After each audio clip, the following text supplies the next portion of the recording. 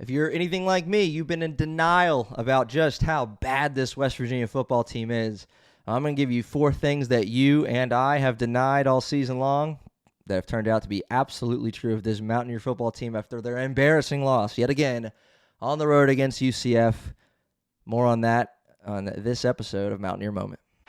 This is the Mountaineer Moment, your source for all things West Virginia football and basketball. From pregame to postgame coverage and breaking news, we've got you covered. Let's go. All right, Mountaineer fans. Mountaineers got embarrassed yet again, 45-13 on the road in Orlando against the UCF Knights. And have we all been living in denial? Or is it just me? I don't think it's just me. But I'm going to give you 4 things in this short episode that you and I have probably, likely, certainly denied about the current state of the West Virginia football program that are turning out to be absolutely true after a 45-13 loss to UCF on the road. Coming out of the bye week, Mountaineers fall to 2-5 and 0-4 in conference play.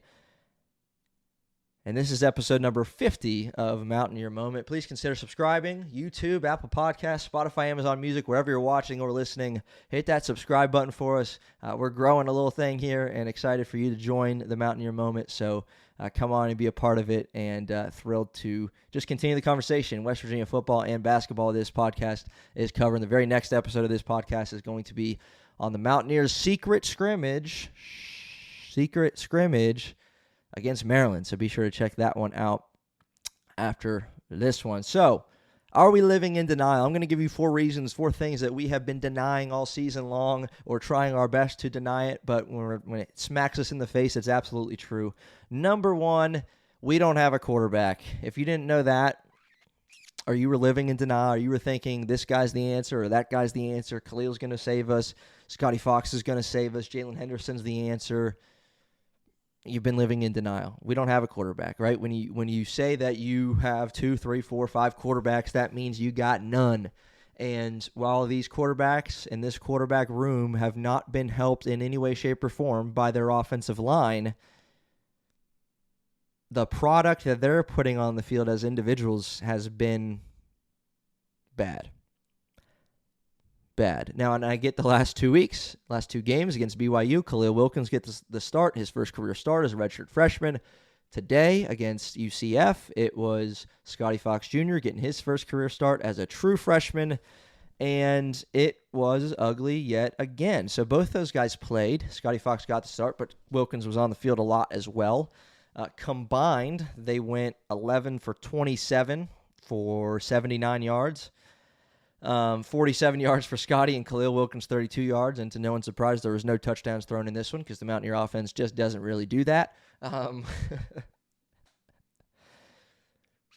But we don't have a quarterback, and while my case is still going to continue to be like, all right, you got to see if one of these guys, Scotty Fox or Khalil Wilkins, throughout the rest of the season, if one of these guys is fit to be in that quarterback competition when you take the field next year, you know, through spring training through spring ball and you know, fall camp, and then week 1, late August, early September. Like, when that happens, man, is one of these quarterbacks going to be the answer or not? And the way that you can find that out, or help to find that out, is how are they going to play the remainder of the season? Because it looks like it's going to be one of those guys or both of those guys, and how are they going to do?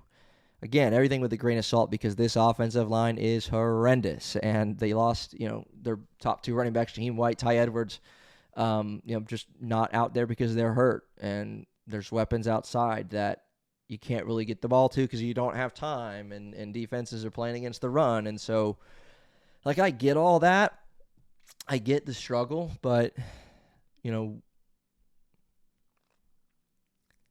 as bad as the offensive line is, like, if we came out and had a quarterback that just shocked the world and played really, really well, we wouldn't be sitting here thinking about how bad the offensive line is necessarily. We'd be talking about how good that quarterback is. And through 5 attempts, or 4 attempts, really, with Nico, Jalen, because Max Brown really hasn't got much playing time, but Nico, then Jalen, then Khalil, then Scotty, then Khalil, then Scotty, then Khalil, then Scotty, because it's a revolving door at this point between those 2 young guys. the conclusion that we can come to, the thing that we should stop denying, is the fact that we just don't have a quarterback. We just don't. Could Khalil and Scotty both get better? Yeah, absolutely. They better. They had better get better. But we just don't have a quarterback. And there were glimpses of things at end of blowout losses where, Jalen comes in, leads a drive against Kansas, and you're like, well, maybe he's the guy. He's going to save us. He's the guy. He's the answer. He wasn't. Struggled against Utah along with the whole offense. Then, Khalil Wilkins threw a touchdown in that game to Cam Vaughn. You're like, well, maybe he's the answer. Meanwhile, you're losing by 40. Like, who cares that he threw a touchdown? And then BYU, Khalil Wilkins gets the start, plays hard, ran it 23 times for, I think, 89 yards, and did all right, but missed a lot of throws. And then Scotty Fox comes in, throws a dot to Cam Vaughn, and you're like, well, look, Scotty Fox, he's the answer. Scotty Fox comes out and starts tonight, this afternoon against UCF. Struggles. Khalil Wilkins got a lot of time. Struggles, except for, in the run game again. But, man, if you're going through that and you're having all these ups and downs and high hopes thinking, all right, maybe we found our guy, you just haven't, and you're not going to, period, boom, done. That's number one. That's 4 things we've been denying. But number one, we don't have a quarterback. We just don't. Okay? Stop denying it. Live in reality. And gear up for next season. Boom. Done. All right. Number 2, this offensive line. We've talked about them all year long. They're just not good. It's not working out. And it's not a fluke. They're just not good. Game after game, struggle. They gave up 7 sacks and 8 TFLs, I think, against UCF. Just no time to throw for the quarterbacks. Rushing game was non-existent, like 2.5 yards a carry.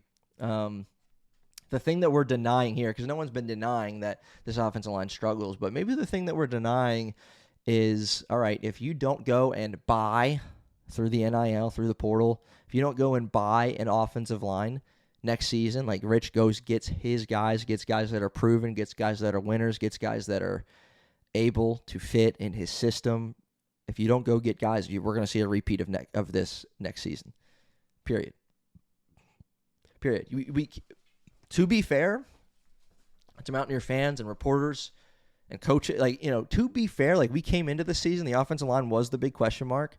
And obviously, if the offensive line exceeded a lot of expectations and played really, really well this year, we're probably, I don't know, but we're probably not feeling as bad. Even if we had the same record, we're not feeling as bad because the offensive line has done some things. We moved the football. We'd certainly have more points. But the offensive line has been so bad. And we said it. If they're really bad all season, then the team's going to be really bad all season. It just makes sense. The battle in the trenches is that important, especially with the Rich Rod offense. And they've been that bad. And so the point here is we can't deny it. You got to go spend money. Ren Baker does a great job, leading that charge for Mountaineer athletics and raising money and going and paying guys to be here in Morgantown. I think you got to start that with the offensive line because that is by far the biggest struggle point, and it's your biggest selling point in the offseason. You got to get some guys, or it's going to be a repeat of this very same thing next season. Thirdly, this West Virginia secondary, and the defense has had their fair share of struggles, obviously, all across the board in Big 12 play. But this secondary has been very, very frustrating over the last 4 games. Obviously, the loss to Kansas, you give up 41. Utah gets 48. BYU gets 38, which probably could have been more. UCF gets 45. By the way, they hadn't won a conference game yet either, and they do that. But this secondary seems to be giving up a lot to quarterbacks, and quarterbacks are just feasting, doing whatever they want to do. The running defense has struggled. I mean, again, all across the board, but I want to camp out on this secondary because to me, even though UCF busted some long runs and had over 7 yards of carry against you, to me, the most infuriating part of watching that game was watching receivers catch passes without a defender within 15 yards of them. Time and time again, they were doing that. You go back to the Utah game, Devin Dampier went 21 for 26, 4 touchdowns. I mean, just doing whatever he wanted to do. You go back to BYU and Bear Bachmeier, similar story, 18 for 25. He had 351 yards to the air for a true freshman. Also carried it 12 times for 43 yards. Again, an offense just simply doing whatever they want to do. And then against UCF and a quarterback who's coming back from injury, gets to start again, Taven Jackson did whatever he wanted to do, 23 for 34 through the air for him, 2 touchdowns. I mean, it was just guys were running free, wide open. I mean, it looked like they were, 11 offensive players against 7 defenders. Like, that's how open some of these guys were. And there were mental lapses, mistakes. And whether you want to blame the scheme, whether you want to blame the coaches, you want to blame the players, it's been bad. It's been bad in that West Virginia secondary. And if you can't stop the run and you can't stop the pass, that's why you're giving up about 40 points a game in Big 12 play. Zach Alley, who was here, and we were very high on him through 3 games. And I don't know that I'm not believing in Zach Alley, but I'm a little less confident now. Like, let's just be honest. Let's just be honest, because there are some guys on this team that are talented that came in from other places, and I get there's an adjustment time, and there's guys doing good things, and there's some skill on the field, but why aren't we working with those skilled players on the field and making it tough for opposing offenses? Because what we have seen, to put it bluntly, opposing offenses against West Virginia's defense in Big 12 play are doing whatever they want to do. We rarely see a punter. Meanwhile, a punter, Ollie Straw, is our best player. If you didn't check the last episode, you should go check that one out. But yeah, secondary woes, really, really bad, and that's something that we should stop denying, because this isn't just a defensive front issue. The secondary's had their fair share of problems. It's time to wake up to that. Fourth thing, and something that probably all of us are denying, especially coming out of this bye week, right? We had a little bit of time. We had an extra day even to recoup from the BYU loss, because that happened on a Friday night. You come out of a bye week, there's lots of talk about a fresh start and a renewed sense of, all right, let's finish the season strong and this and that. We got a lot in front of us that we can still accomplish. And now I'm sitting here thinking 2-10 is a very real possibility. Sorry. And that's something that I've been denying. You maybe have been denying, but 2-10 is a very real possibility, because this team just flat out ain't it. They don't got it. They're not good. There's been coaching question marks that I would raise. There's been